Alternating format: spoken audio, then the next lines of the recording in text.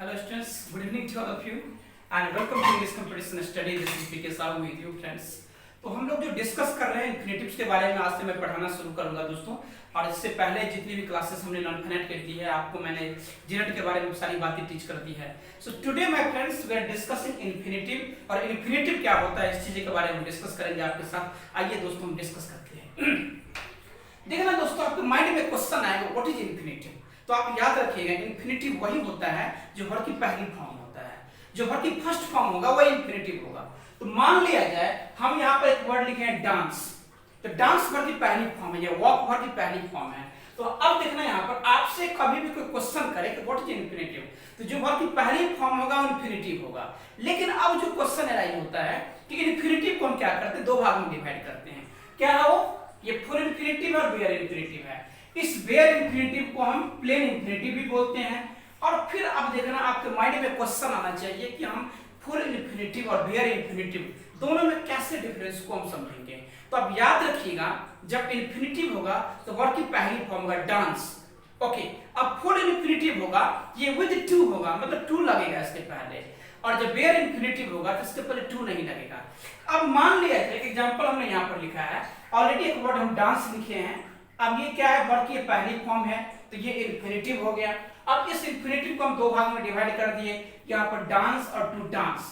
मतलब जब to dance के पहले टू का प्रयोग होगा तो ये फुल इन्फिनेटिव होगा, और डांस के पहले यदि कोई टू का प्रयोग नहीं होगा, कोई प्रीपोजिशन नहीं लगेगा, मतलब टू नहीं लगेगा, तो ये जो है ये बेयर इन्फिनेटिव होगा। बस इतना समझना है दोस्तों।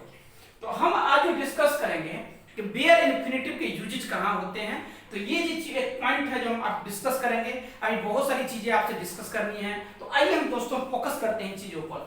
तो सबसे पहले यूजेज ऑफ बेयर इन्फिनेटिव, इसे प्लेन इन्फिनेटिव बोलते हैं। जब प्लेन इन्फिनेटिव होगा दोस्तों ये विदाउट टू होगा, मतलब इसके पहले टू का प्रयोग नहीं होगा। तो सबसे पहले जो यूजेज होगा ये कुछ इंपॉर्टेंट फ्रेजेज है। ये हैड बेटर, ये हैड रैदर, ये हैड सुनर, ये वुड बेटर, ये रैदर देन, ये वुड सुनर और ये वुड रैदर। ये जितने भी 5-6 फ्रेजेज आपके सामने हैं ये सब ये रामबाण है। सो वीवीएम बोलते हैं दोस्तों। ये बहुत इंपॉर्टेंट है एग्जामिनेशन पॉइंट ऑफ व्यू से, टीचिंग पॉइंट ऑफ व्यू से, कंपटीशन पॉइंट ऑफ व्यू से, इंटरव्यू पॉइंट ऑफ व्यू से ये बहुत इंपॉर्टेंट है। और स्पोकन पॉइंट ऑफ व्यू से बार-बार हम आपसे बोलते हैं जो नॉन फाइनाइट टॉपिक है, आप यदि इस टॉपिक को बेटर ढंग से समझते हैं तो आपकी लैंग्वेज बहुत इफेक्टिव हो जाएगी। एनीवे देखना यहाँ पे you had better note here. अब सेंटेंस में यहाँ पर क्या करना है, एक वर्ड यहाँ पर रिमेन है और ये टू रिमेन है, मतलब ये फुल इन्फिनेटिव है और एक बेयर इन्फिनेटिव है। आपको अप्लाई करना है, माइंड अप्लाई करना है कि यहाँ पर फुल इन्फिनेटिव होगा या बेयर इन्फिनेटिव होगा। तो जब सेंटेंस में हैड बेटर का प्रयोग होगा तो आपके माइंड में क्वेश्चन होनी चाहिए दोस्त, क्या होना चाहिए कि जब सेंटेंस में हैड बेटर होगा तो आगे का जो इन्फिनेटिव होगा वो बेयर इन्फिनेटिव होगा और आपका आंसर यहाँ पर रिमेन का प्रयोग होगा दोस्तों। You had better not remain here, अच्छा होता आप यहाँ नहीं होते, नहीं रुकते, चले जाते, इसका ये मतलब हुआ। तो ये सेंटेंस में यहाँ पर हम रिमेन का प्रयोग करेंगे। आपके एग्जामिनेशन में 4 ऑप्शंस होंगे, एक ऑप्शन आपको पिक करना है। Second question, I had sooner run than walk. अब मान लिया जाए अब सेंटेंस में यहाँ पर वॉक को अंडरलाइन कर दिए, तो आपको देखना है कि सेंटेंस में ये वॉक सही है या गलत है। तो माइंड में क्वेश्चन क्या आना चाहिए कि सूनर देन का प्रयोग है तो आगे जो वर्ब होगा वो इन्फिनेटिव होगा और बेयर इन्फिनेटिव होगा, मतलब यहाँ बिना टू का प्रयोग होगा और इस तरह से सेंटेंस सही है, इसमें कोई गलती नहीं है। नेक्स्ट क्वेश्चन देखना, I would rather die than to suffer such disgrace. I would rather die than to suffer such disgrace. इस सेंटेंस को हमने 4 भाग में डिवाइड कर दिया है। Now you have to apply your mind, my friend. You required to focus your mind here. Sentences is divided into many parts. आपको देखना है किस पार्ट में गलती है। सबसे पहले आपका जो टेंशन होना चाहिए, सेंटेंस में क्या है, rather than का प्रयोग है।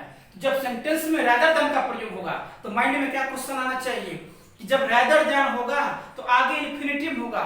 इन्फिनेटिव कैसा होगा, बेयर होगा, मतलब टू का प्रयोग हम नहीं करेंगे। हमने यहाँ पर क्या किया है, टू का प्रयोग किया है, इसलिए ये बी पार्ट में गलती है। और करेक्ट आंसर मतलब इसके हमें से जो हम मतलब एररलेस बनाएंगे तो यहाँ पर हम टू का प्रयोग नहीं करेंगे, तो सेंटेंस इस तरह से डन होगा। Anyway, should rather unmarried than to marry a jobless person. यदि इस सेंटेंस का हिंदी हम देखें तो मतलब जॉबलेस पर्सन, बेरोजगार व्यक्ति से वो शादी नहीं करेगी, मतलब वो अनमैरिड रहना पसंद करेगी लेकिन बेरोजगार लड़के से शादी नहीं करेगी। अब ये क्वेश्चन राइज होता है कि सेंटेंस में क्या एरर है, आपको माइंड अप्लाई करना है दोस्तों, आप करेंगे, आप समझिए, इस सभी फ्रेजेस को आप याद रखिए, आपको बेयर इन्फिनिटिव समझने में कोई दिक्कत नहीं आएगी। अब सबसे पहले सेंटेंस में यहाँ पर रैदर देन का प्रयोग किया गया है। जब सेंटेंस में रैदर देन होगा तो आगे जो इन्फिनिटिव होगा बिना टू का होगा, इसलिए टू मैरी का प्रयोग नहीं होगा, और बी पार्ट में सही है, इसलिए क्या होगा, ये विदाउट टू होगा, मैरी टू का प्रयोग नहीं होगा, सिर्फ मैरी होगा।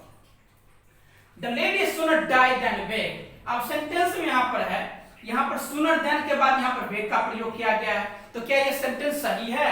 ये सही है। कैसे सही है? क्योंकि जब सेंटेंस में सूनर देन का प्रयोग होगा तो आगे जो इन्फिनिटिव होगा वो बेयर इन्फिनिटिव होगा, बिना टू का प्रयोग होगा, ये चीज देखना होगा। I better leave now, sentence में यहाँ पर लीव को अंडरलाइन कर दिए हैं, तो क्या गलती है? कोई गलती नहीं है। क्यों? सेंटेंस में वुड बेटर का प्रयोग किया गया है, आगे जो इन्फिनिटिव होगा वो बिना टू का प्रयोग होगा, that is called bare infinitive. तो इस तरह से again I am just you give attention on the point, had better, had rather, had sooner, would better, would rather, would sooner और rather than किसी भी सेंटेंस में होगा तो इन्फिनिटिव बेयर होगा। बेयर मतलब क्या? वर्ब की पहली फॉर्म होगा जो बिना टू का प्रयोग होगा, यही बेयर इन्फिनिटिव होता है।